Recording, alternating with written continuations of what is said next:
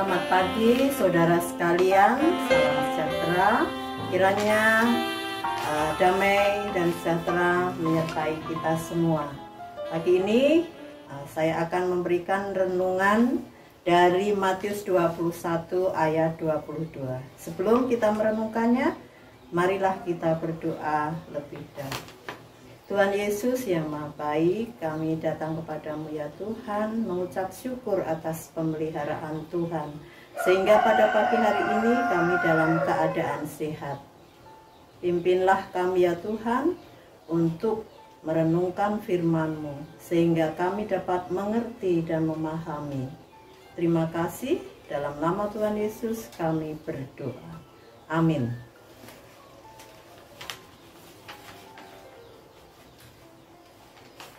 Renungan pagi hari ini saya beri judul Keajaiban Doa. Kita awali dari bacaan firman Tuhan Matius 21 ayat 22. Dan apa saja yang kamu minta dalam doa, dengan penuh kepercayaan kamu akan menerimanya. Saudara yang dikasihi Tuhan, doa merupakan nafas hidup bagi setiap orang percaya. Dan doa itu juga merupakan sarana komunikasi kita dengan Tuhan. Dengan seringnya kita berkomunikasi atau berbicara dengan Tuhan, berarti hubungan kita dengan Tuhan semakin dekat. Kalau kita sudah dekat dengan Tuhan, apapun yang ada dalam hidup kita, tentunya kita serahkan semuanya kepada Tuhan. Dan kita tidak ragu-ragu untuk berharap kepadanya. Semakin rajin berdoa dengan Tuhan, maka kita akan menjadi tenang. Mengapa kita harus berdoa? Harus sering-sering berdoa. Karena doa itu mempunyai kekuatan yang luar biasa. Doa itu mempunyai keajaiban. Sehingga manusia kalau mengalami apapun terus berdoa. Sesuai firman-Nya, dan apa saja yang kamu minta dalam doa, dengan penuh kepercayaan, kamu akan menerimanya. Ayat ini menekankan bahwa kuasa Allah yang tidak terbatas, yang tersedia bagi kita semua yang memintanya.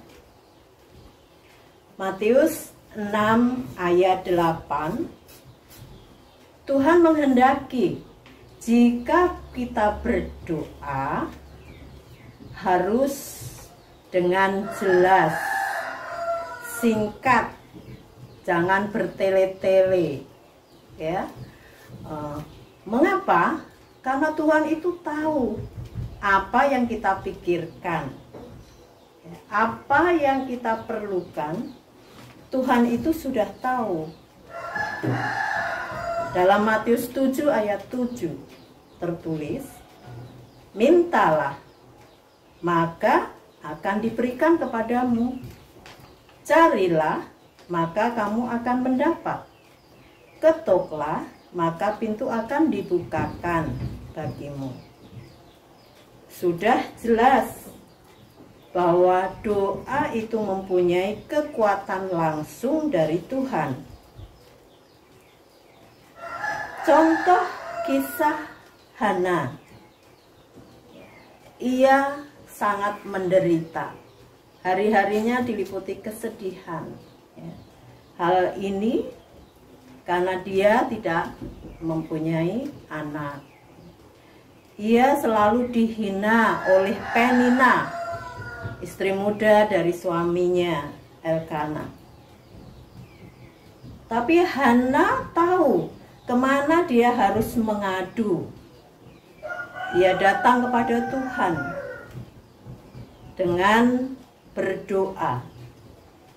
Tidak henti-hentinya. Ia tekun setiap hari.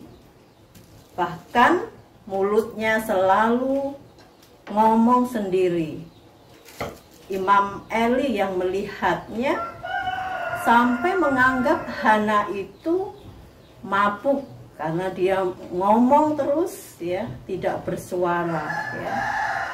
Nah, di sini Hana tidak putus asa, ya. Dia tidak menganggap orang lain. Yang penting ia fokus kepada Tuhan untuk meminta. Dan akhirnya Tuhan menjawab doa Ibu Hana, ya. Jadi karena dia tidak putus asa, Tuhan menjawab juga apa yang diperlukan oleh Ibu Hana. Tuhan memberikan apa yang diminta. Dan Tuhan memberikan seorang anak pada Ibu Hana yang diberi nama Samuel, yang artinya diminta dari Tuhan. Tentunya Ibu Hana tidak lupa akan janjinya kepada Tuhan. Ia bersyukur kepada Tuhan. Ia senang sekali dan bahkan ia mempersembahkan Samuel, ya, menyerahkan Samuel kepada Imam Eli untuk dididik, ya, dan Samuel akhirnya menjadi pengganti Imam Eli. Nah, di sini berarti, ya, Tuhan mengetahui apa yang kita perlukan sebelum kita memintanya. Tetapi Tuhan juga menghendaki agar kita memintanya, agar kita mencarinya, agar kita mengetuknya terlebih dahulu. Demikian juga masalah hidup di masa pandemi sekarang ini. Tentunya semua hampir sama, yaitu masalah ekonomi dan kesehatan. Semua kita mengalaminya. Jadi janganlah kita sering-sering mengeluh, apalagi kepada orang. Kalau kita memperoleh kesenangan, orang lain tidak boleh tahu, disimpannya sendiri. Tetapi ketika kita mengalami kesusahan, orang lain diberitahu. Nah, hal ini berarti tidak sesuai, kan? Jadi kita tidak boleh mengandalkan orang lain. Kita tidak boleh berharap kepada orang lain terlalu dalam supaya orang lain bisa menolong kita. Nah, jika seperti itu, kita akan mengalami kekecewaan. Ya, oleh sebab itu, yang bisa kita lakukan hanya datang kepada Tuhan, berserah diri kepada Tuhan dalam doa, penuh berharap, penuh iman dan keyakinan. Dan harapan itu kita sampaikan kepada Tuhan, kita meminta belas kasihan Tuhan.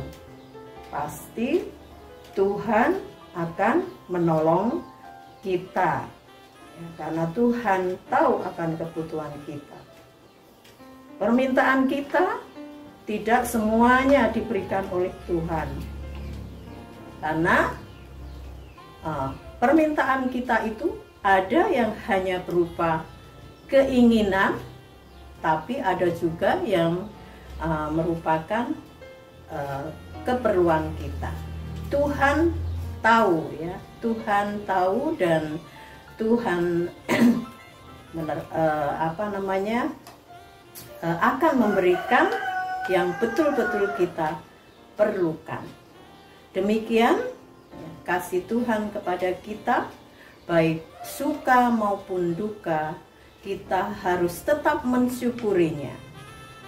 Dan Tuhan akan menjawab doa sesuai dengan takarannya, sesuai dengan keperluan kita. Amin.